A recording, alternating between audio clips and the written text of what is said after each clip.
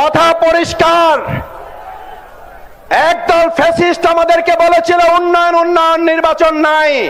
আর আপনারা এখন আবার নতুন করে নির্বাচন দিয়ে উন্নয়নের নামে বিরোধী দলকে বৈষম্যের মধ্যে ফেলে দিয়ে আপনারা বিচার এবং সংস্কারকে ভুলিয়ে দেওয়ার ষড়যন্ত্র করছেন।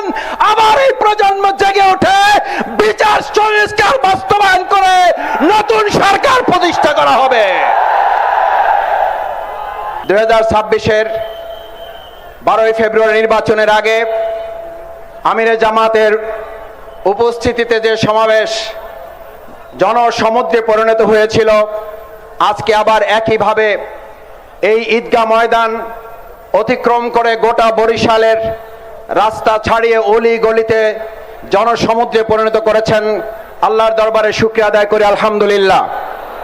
সম্মানিত ভাই এবং বন্ধুগণ, বরিশাল হচ্ছে আমাদের সেই এলাকা যে এলাকায় আজ 18 তারিখ সর্বপ্রথম ফ্যাসিবাদের বিরুদ্ধে বরিশাল বিশ্ববিদ্যালয় ফ্যাসিবাদ মুক্ত বাংলাদেশ ঘোষণা করেছিল। বরিশাল হচ্ছে সেই বরিশাল, যেই বরিশাল থেকে আমাদের প্রিয় মাতৃভূমি বাংলাদেশকে ফ্যাসিবাদ মুক্ত করার জন্য এখানকার তরুণ দামাল ছেলেরা জীবন বাজি রেখে বলেছিল, বরিশাল যেহেতু ফ্যাসিবাদ মুক্ত হয়েছে, বাংলাদেশও ফ্যাসিবাদ মুক্ত হতে বাধ্য।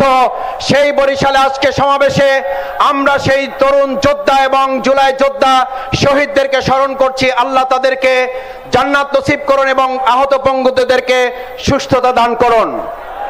সংগ্রামী ভাই এবং বন্ধুগণ, 17 বছর ফ্যাসিবাদ আমাদেরকে শুনিয়েছিল উন্নয়ন এবং উন্নয়ন, আমাদের মাথা থেকে নির্বাচনকে সরিয়ে দিয়েছিল।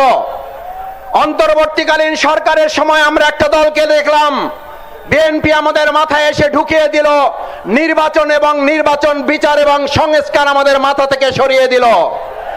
আমরা একটা কথা বর্তমান সরকারকে জানতে চাই, যদি জুলাইয়ের উপরে ভিত্তি করে এই সরকার প্রতিষ্ঠিত হয়, তাহলে এখনো পর্যন্ত শেখ হাসিনাকে বিচার করার জন্য বাংলাদেশে আমরা তাকে ফেরত আনতে পারলাম না কেন?